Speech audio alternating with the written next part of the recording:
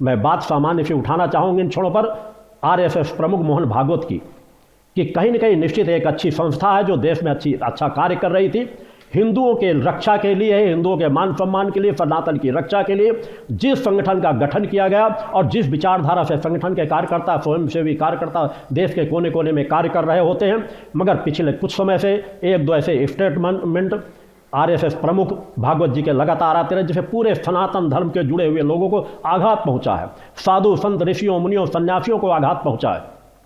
यह कह देना कि हर मस्जिद के नीचे मंदिर क्यों खोज रहे हो, तो फिर हम क्या खोजें? अगर हम अपने अस्तित्व को ही मिटा दें तो कैसी हमें आज़ादी प्राप्त हुई है? ऐसी विचारधारा आपके मन में अगर ऐसी आ रही है तो आप सनातन धर्म को किस तरफ ले जाना चाहते हो? एक आप भाईचारे की बात कह करके सनातन धर्मियों के लोग बस भाईचारे, सद्भावना, सेकुलर दिखाते रहो, और दूसरी तरफ वो हमारा गला काटते चले जाएं। दूसरी तरफ जिहादी मानसिकता की विचारधारा, क्या मोहन भागवत जी आपको नजर नहीं आ रही? बांग्लादेश में क्या हो रहा है, पाकिस्तान में क्या हो रहा है, अफगानिस्तान में क्या हो रहा है, पूरे विश्व में क्या हो रहा है? जिहादी मानसिकता के लोग एक मिनट के लिए भी शांत बैठे हुए नहीं हैं। आज भारतवर्ष में अनेकों मिनी पाकिस्तान बन चुके हैं, क्या यह नजर नहीं आता? आपकी संस्था, आपकी राजनीतिक पार्टी भारतीय जनता पार्टी बांग्लादेश, यहाँ पर अगर बंगाल में, वेस्ट बंगाल में देखा जाए क्या कर पा रही है? आज वहाँ जिहादी मानसिकताओं के लोगों को वर्चस्व हो गया है। आपकी पार्टी के, आपके संस्था के लोगों को गले काट दिए जाते हैं, चुनाव नहीं लड़ पा रहे। ममता बनर्जी का राज वहाँ लोग देख रहे हैं कि किस तरह जिहादियों को बढ़ावा दिया जा रहा है। अनेकों दूसरे प्रदेश आप देख सकते हो कि किस तरह की स्थिति, कहीं पर कुछ अपमानजनक सनातन के लिए टिप्पणी की जाती है, कहीं पर कुछ टिप्पणियां की जाती हैं। आज आप जवाब नहीं दे पाते हो। आज जबकि सामर्थ्य के साथ केंद्र में भी अनेकों प्रदेशों में भारतीय जनता पार्टी की सरकार है, आपकी सशक्त संस्था स्वतंत्र रूप से कार्य कर रही है, कोई हस्तक्षेप करने की हिम्मत नहीं जुटा सकता। मुसलमानों को एक साथ जोड़िए, इसके लिए मना नहीं किया जाता। हम सभी को ना अपने में भेद समझते हैं, ना मुसलमानों में भेद समझते हैं। इस्लाम धर्म के लोगों का भी हम सम्मान करते हैं जो वास्तव में भाईचारे के रूप से रहना चाहे, मगर जब हम जिनके बीच देख रहे हैं कि उनकी रणनीति क्या चली, वो कार्य क्या कर रहे हैं, उनके मदरसों में किस तरह के जिहाद का पाठ पढ़ाया जा रहा है, और फिर भी हम आंख बंद करके बैठ जाएं, इसी तरह आंख बंद करके बैठने के परिणाम है एक लंबे अंतराल की गुलामी के कालखंड से हम लोग गुजरे, और हमें सहारा ही कहाँ मिला है। हम हमेशा यातनाएं सहते रहे हैं, हमारे पूर्वज अपने सर कटाते चले गए हैं। संघर्ष आज का नहीं कर रहे हैं। मस्जिदों के अंदर आज मस्जिदों के अंदर मंदिर नहीं ढूंढे जा रहे। हमारे मंदिर थे और उन मंदिरों के लिए हमारे पूर्वज सतत लड़ते चले आ रहे हैं। गुलामी के कालखंड में भी अपना सर कटाते रहे हैं, जिहादियों की वेदनाओं को सहते रहे हैं, उनके अत्याचार को सहते चले आए हैं। एक से एक अनेकों औरंगजेब जैसे लोग आ करके हमारे मंदिरों को ध्वस्त करते रहे, हम सब देखते रहे। चूंकि कुछ उस समय लोग कर नहीं सकते, जो कर सकते थे वो संघर्ष हमेशा करते चले आए हैं। और दुर्भाग्य से आज़ादी के बाद भी वास्तव में सनातन तो आज़ाद हुआ ही नहीं, हिंदू धर्म तो आज़ाद हुआ ही नहीं। आज़ाद हुआ ईसाई धर्म, आज़ाद हुआ इस्लाम धर्म। इस्लाम धर्म के नाम पे पूरा एक देश ले लिया गया। हिंदू धर्म और सनातन धर्म को मिला क्या? केवल आज़ाद होते ही एक मुसलमान को शिक्षा मंत्री बना दिया गया, अंग्रेजों का गुलाम प्रधानमंत्री बन बैठा, और एक ऐसे व्यक्ति को राष्ट्रपिता बना दिया गया जो बस इस तरह के वातावरण में, जिससे समाज, हिंदू समाज बस गुलामों का सा जीवन जीता रहा है, जैसे गुलामी के कालखंड में जीता रहा है। वह अपनी आवाज़ न उठा सके, गलत को गलत न कह सके। महात्मा गांधी ने भी अधिकांश कार्य मुसलमानों के संरक्षण में किया है, हिंदुओं को दबाने की बात की है। ठीक है, भाईचारा रहता, मगर जब एक देश उनको दे दिया गया तो कम से कम यहाँ पर हिंदुओं का वर्चस्व होना चाहिए। संविधान भी बनना चाहिए था तो वहाँ पर हिंदुओं का वर्चस्व होना चाहिए, हिंदुत्व की विचारधारा को गहराई से रखना चाहिए था, हिंदुओं का संरक्षण होना चाहिए था। मगर हिंदुओं का संरक्षण इसलिए नहीं हो सका कि एक ईसाई धर्म को मानने वाला, मुसलमान धर्म को मानने वाला, या उसी में रचा बसा किस धर्म को मानने वाला था, ऐसा एक प्रधानमंत्री बन बैठा जिसका पूरा खिचड़ी ही परिवार था, और वो अंग्रेजों का गुलाम था।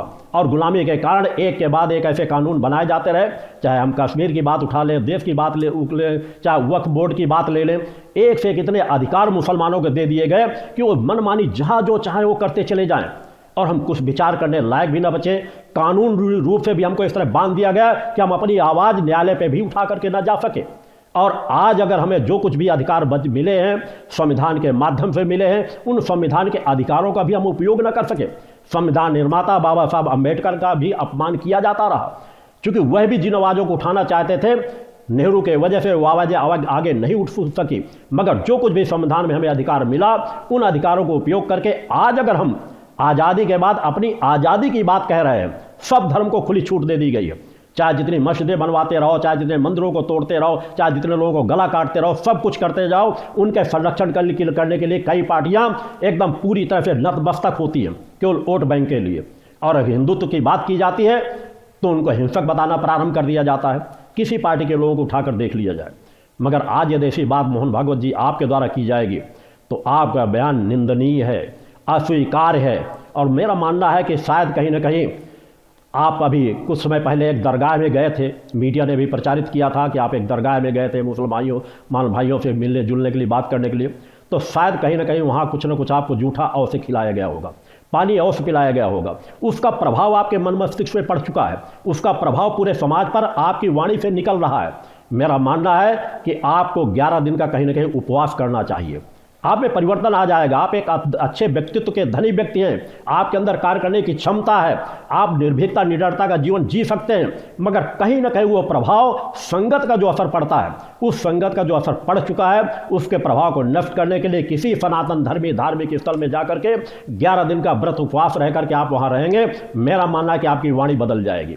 और अन्यथा आप 3 दिन मात्र इस पवित्र स्थल पर आकर के, जहाँ माँ का अखंड गुणगान चल रहा है, माता की दिव्य छवियाँ स्थापित हैं, वहाँ 3 दिन रह करके आप गुजारिए और देखिए आपके जीवन में परिवर्तन आता है कि नहीं आता। आपको एहसास हो जाएगा कि आपने सामान्य गलती नहीं की, आपने एक ऐसी बड़ी गलती कर दी है जिसका हम सैकड़ों सालों तक भोगते रहेंगे। आपकी यही बात हर बार उठाई जाएगी, मंचों से उठाई जाएगी कि आरएसएस प्रमुख ऐसा कहते थे और कुछ लोग ऐसा गलत कर रहे हैं, जबकि हमारे द्वारा कुछ भी गलत नहीं किया जा रहा। कहाँ हिंसा की जा रही है?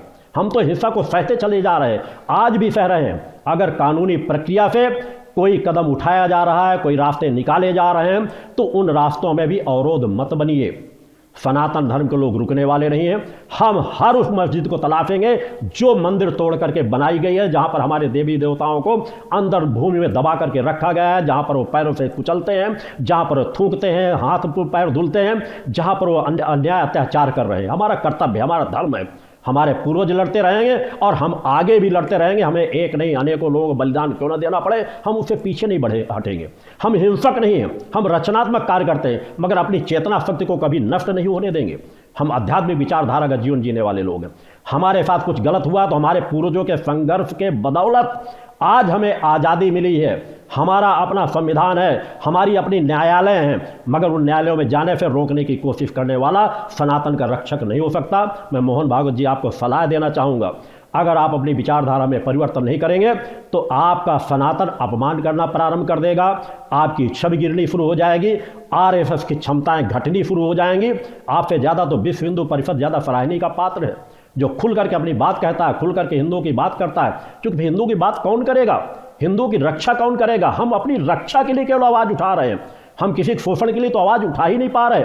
हमारे आसपास क्या हो रहा है, हमारे देश के अंदर क्या हो रहा है। अतः नए वर्ष में पूरे देशवासियों से चाहता हूँ, और महाकुंभ पे होने वाले वहाँ पर अखाड़ा परिषद की बैठकों में भी चाहूँगा कि उस महत्वपूर्ण बिंदुओं पर विचार करना, कुछ कार्य कीजिए। अपनी अपनी क्षमताओं को, अपने अपने वैभव को दिखा देने से कोई लाभ समाज को नहीं मिलने वाला। समाज से जातीयता मिटाइए, समाज से छुआछूत मिटाइए, समाज को नशा मुक्त करिए, समाज को भ्रष्टाचार मुक्त कीजिए। सरकारों के विरुद्ध इस चीज़ के लिए आवाज़ उठाइए कि सरकारें उस दिशा में कार्य करें। अगर हमें सनातन धर्म को बचाना है तो सही विचारधारा को लेकर के चलना पड़ेगा। लोगों के अंदर साधक और साधिकाओं का भाव जगाना पड़ेगा। जिस विचारधारा को लेकर आज संगठन कार्य कर रहा है, जहां करोड़ों करोड़ लोगों के जीवन में परिवर्तन डाला, मैं नींव में कार्य करता हूं। मैं केवल दिखावे के लिए कार्य नहीं करता, मेरे द्वारा नींव को सींचा जा रहा है, नींव में कार्य किया जा रहा है कि हम समाज को किस तरह से बदल सकते हैं। इसलिए साधक और साधिकाएं बना करके उन्हें तपस्वी बनाया जा रहा है, उन्हें त्यागी और बैरागी बनाया जा रहा है। उनको गृहस्थ छोड़ने की बात नहीं कही जा रही, उनका गृहस्थ सुव्यवस्थित बने, वो सभी देवी देवताओं का सम्मान करने वाले हों, आध्यात्मिक जीवन जीने वाले हों, मूर्ति पूजा पर विश्वास करने वाले हों, अपने घरों को संस्कारवानों से भरपूर करने वाले हों, जहाँ धीरे धीरे आह्वान कर सकें कि घरों में परिवर्तन आए, एक आध्यात्मिक वातावरण का प्रवेश करे। उस विचारधारा को लेकर के संगठन आज सतत कार्य करता चला जा रहा है। हमारे संगठन के कार्यकर्ता डोर टू डोर समाज में जा करके कार्य कर रहे हैं।